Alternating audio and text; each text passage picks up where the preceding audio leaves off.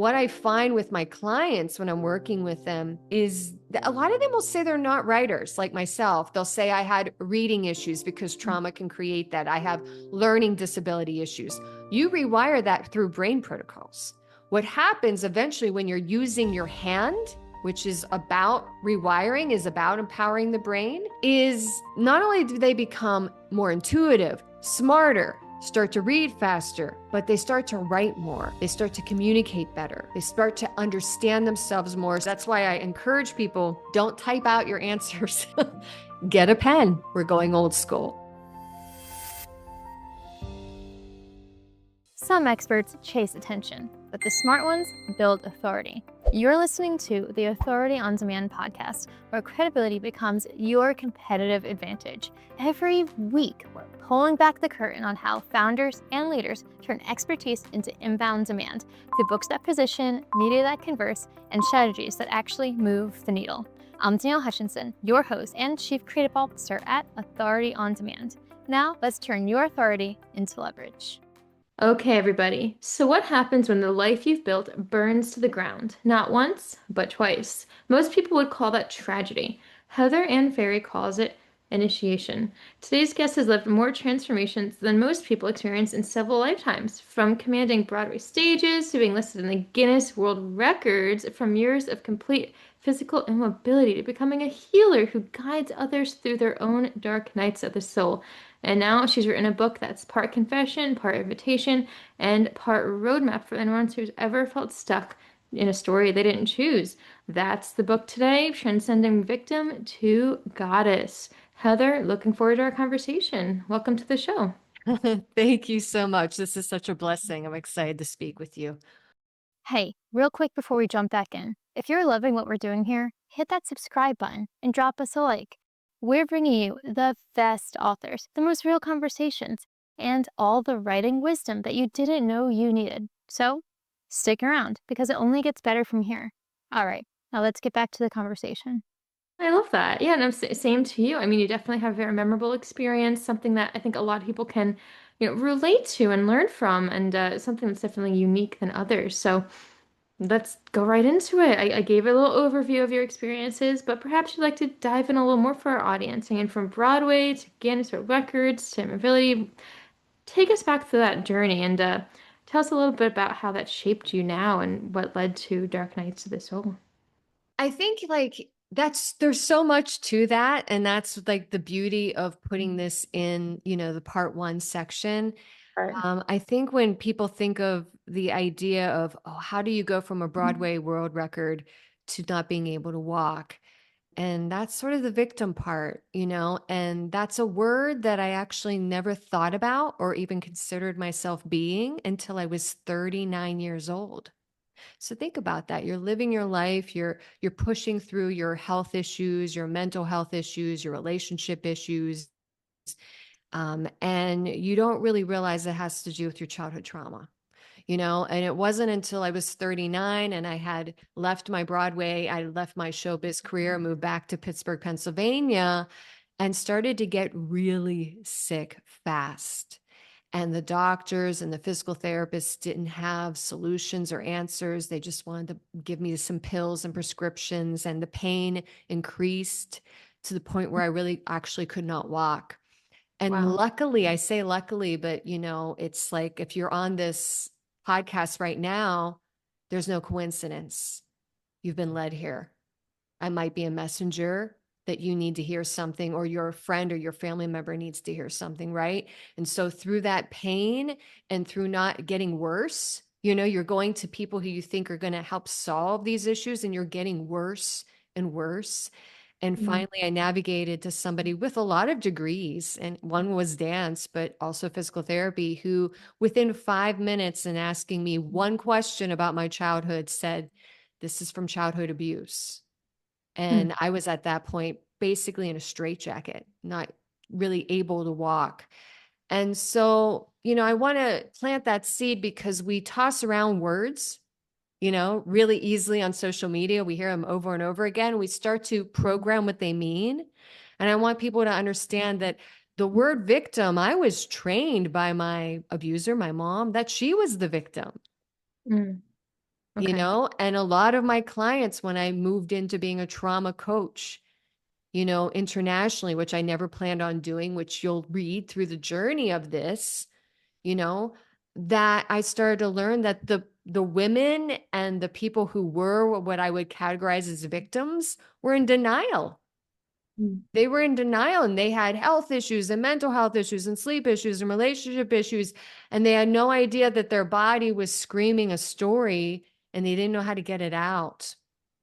And Wow. so that's, the beginning stages. And I wrote my first book, which is Victim to Victory, that was published in 2018. And that was by my bedside. I could barely walk. And it was a long process. And that was when, once I started getting better, I was just going to go into sales in water filtration. And I was given a job in an alternative clinic. And so I was thrown into the trauma field without even knowing it. It was like, universe, divine mother, whatever you believe in, was like, nope, you're going in this field. Published that book, didn't promote it at all, at fear of just being bullied, and I'm the scapegoat for the family. I'm the problem. I'm being shamed, But what that book did magically is it went into the right hands. The right person found it. I'd always ask them, "How'd you find my book?" Because I didn't promote it. You know what I mean? Like, Right. what magical? And a lot of them answered, "I don't know." Which was really, really wild. It was really wild to hear that. They're like, I don't know. But then I read and I learned a little bit about your story. And I knew that I needed to figure out what you do because you do something very different. And that started my trauma coaching career. Well, after that journey of claiming I'm a victim, to myself and that inner child that nobody else wanted to see, I started to, once my father passed in 2022, which is not that long ago, I started to hear him, which sounds kind of crazy to some people, but I started to hear him. I started to argue with him on the other side. I was an Wow. angry daughter, and he started to introduce the word goddess. I was starting to write book 2, which was going to be about the workplace. It was going to be about my issues with relationships and how this victimization of childhood abuse carries over into every aspect of your life, whether you're aware of it or not. And predators can be your bosses, whether you realize it or not at the time. And so, with the connection with my father, as I'm healing ancestrally, I'm upgrading in all these sciences, is I'm realizing the word goddess is a doorway. It's a doorway to how women are treated, not just at home, but in the workplace and in the dating arena, also in the movies we see, also in the social media we watch. This is a doorway. And for me to say that victim to goddess, which on the book cover, when people go on Amazon, you can see I look like I kind of had a stroke. And this is the goddess. I was born really bright eyed. And there's definitely some serious issues here that nobody, doctors included, they over medicated me, but they didn't ask any questions. What are we not seeing? What are we blinded to? So the goddess is reclaiming the sacredness of the woman, because I'd worked with so many women around the world with similar stories of shame and blame and being thrown out of family systems, being thrown out of jobs, being thrown out of communities because they weren't going to sell their soul. They weren't going to sell their soul. And so that began, and my father guiding me to the rewrite of this book and adding things to it. It's book 2 and book 3 are already done. And book 2 deals with the workplace and the goddess, and book 3 deals with lovers. And it's this journey from victim to goddess, which touches every part of our environment. So there's a through line here that I wanted to really think about, because from what I've seen, a lot of victims get silenced through bullying and shame.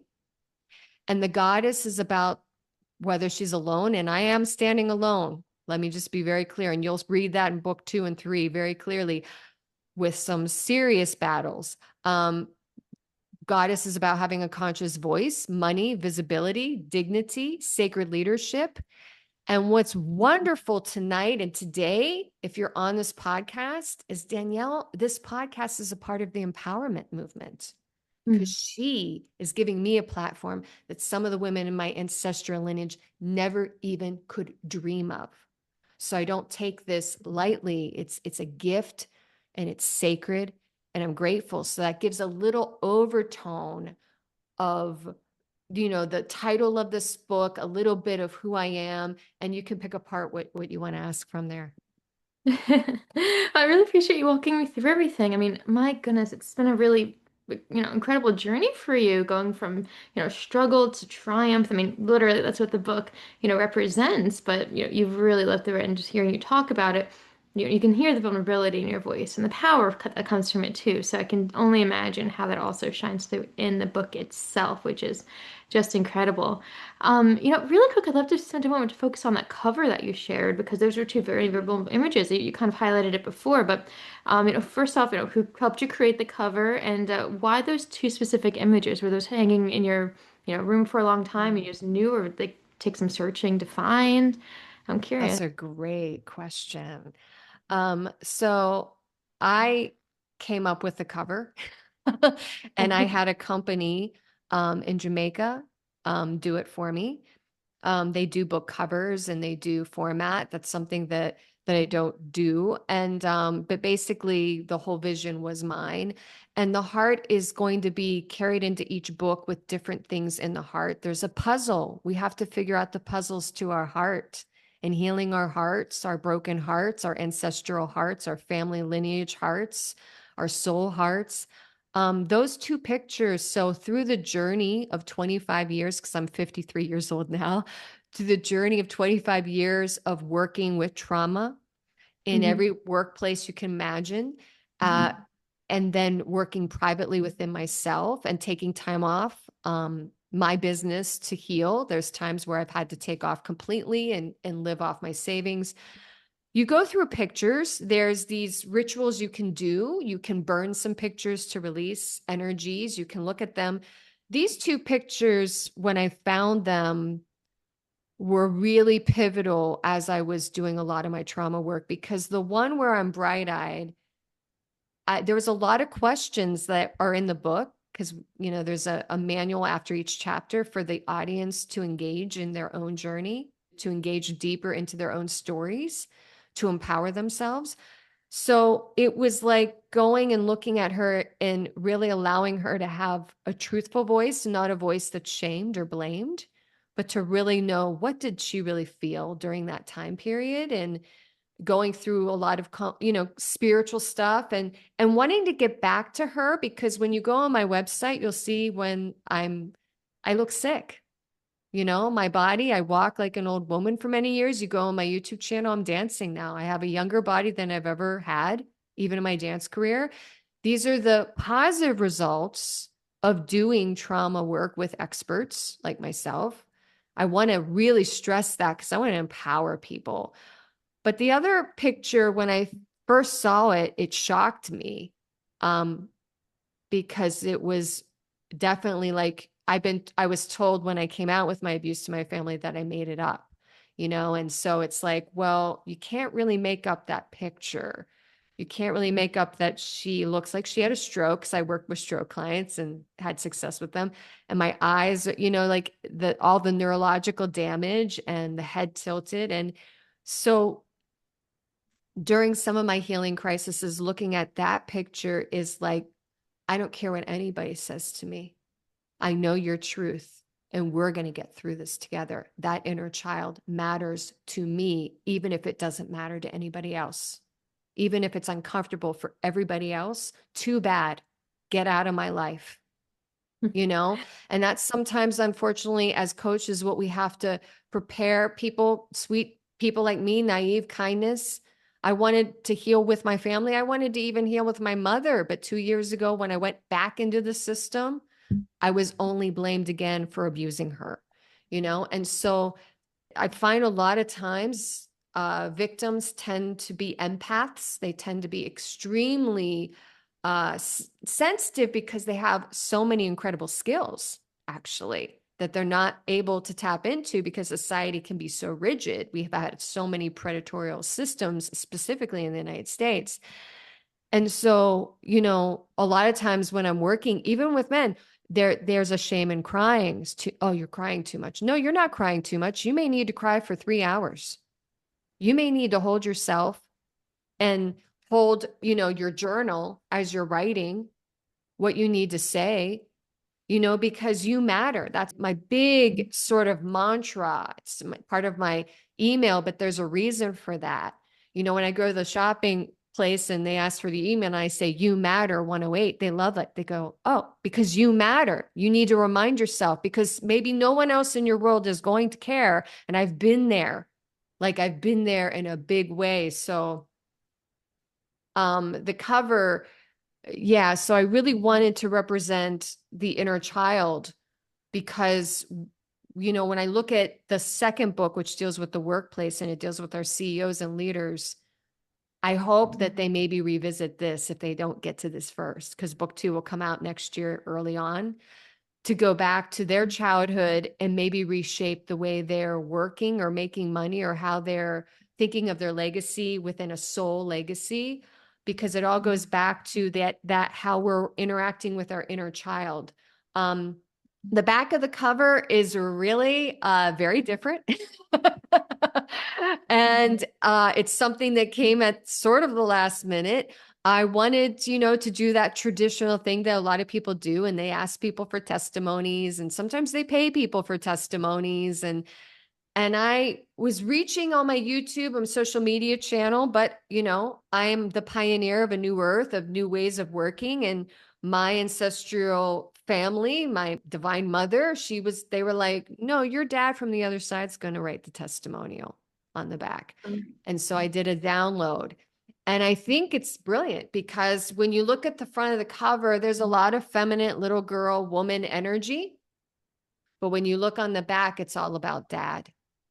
We need our fathers to start doing trauma work, inner child trauma work, and not just psychologically, but actual like shaking out the traumas and really getting more in tune with their feelings so that they can be more of a stronger masculine role for their women and for the family systems that my father in this physical life failed at.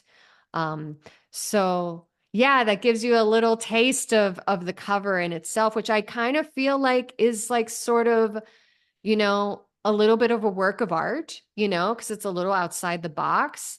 And I always want to stimulate people to think that each person is unique, and when you go and you start to read my story, chapter 1, the roots, chapter 2, when I start to go into New York City and I'm asking you these questions about yourself. And a lot of times, when I was doing coaching, a lot of people, they couldn't answer them right away. You do body work and they start to shake out trauma and then they're crying. And as soon as they're crying, I go, okay, let's write in a journal now. Let's write what's going on. Let's get it. Let's get some of your voice down on paper for a moment, even if you're afraid to speak it, so these are some of those ideas. Right. Exactly. That's really powerful stuff, and so much meaning just coming from the cover. I believe that we started, and it kind of just unpacked all of that. So it's very clear, everybody, that this book is packed with metaphors, meaning, even from the cover itself, and that's just the cover. Opening it up, I'm sure, is just packed with insights and observations and events from Heather's life. But I would love for us to spend some time talking about the writing process itself a little bit too. I mean, the book, powerful. We can all learn a ton from this, clearly. But I'm curious to know. You mentioned this is very vulnerable stuff, and you mentioned before some people don't even agree with it, or they may be a little bit jolted by the personal stories. So I'm wondering, as a writer, was it challenging to rehash these experiences and to put those on the page? It's always difficult to speak of your own vulnerability like that. So, what was that like as a writer? And do you have any tips for if other people have similar stories to write about? Well, I would say there's a couple angles to that question. The first is I went through a long process with the first book. So I wasn't an amateur at it. And I gotten great feedback, won a couple, little contests. So I knew I had writing skills from my showbiz days. When you train as a professional dancer, singer, when you write shows, you start to have that aspect. But I was writing this with what we would call an angelic spirit. my father on the other side. So there was something when I was like, okay, I'm going to rewrite this. I'm going to take 8 chapters, rewrite it, create a manual for each chapter. I was a little like, oh, I just want to write book 2. I was starting to write what was going on now. And I'm kind of glad I revisited and went back, because I really rewrote it after a lot more healing and a lot more masks being taken off and a lot of experience as a trauma expert. And I wrote it in the sense of, first of all, I don't care what anybody believes. It's my life and I have to walk that path. So speaking my truth matters to me the most. But writing and explaining my stories and then giving the reader a chance to learn some of the medical meditations that are documented, learn about some of the sciences, and start learning these spiritual psychology questions starts to build an understanding of the next book that's coming, because the next book that's coming is pretty powerful and unique, and it may blow people's minds, like how were you able to figure out this and this? And it's like a detective in a spiritual puzzle. And it's like, well, no, you need to know the roots. I didn't heal overnight. This wasn't a 1-day fix. This wasn't a workshop, a weekend workshop. The second thing is having so much exposure to people, doctors, nurses, construction workers, business owners from Africa, Australia, New York City, all over the world. You have to understand, when you have years and years of experience and you're hired as an independent contractor in senior homes to work with Alzheimer's and dementia, and then you're hired into charter schools, which these are in the stories, to fix violence, and then you're hired as a professor for 3 universities. I am a teacher. Okay. I know a curriculum. And so part of that is a lot of people don't know the questions to ask themselves to get to the wisdom and the gold they have inside themselves. And that is why I just didn't write my story out for you to read.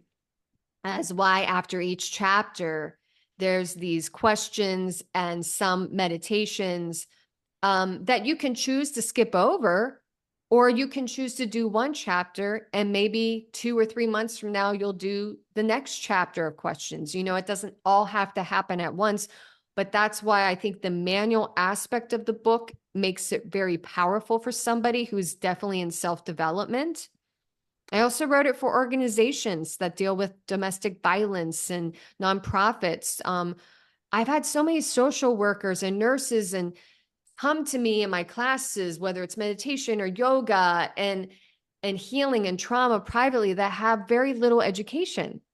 And so this becomes sort of the resume to hire me in as a speaker to start implementing PTSD brain protocols and childhood trauma brain protocols that have PubMed research, but nobody's using them in the United States.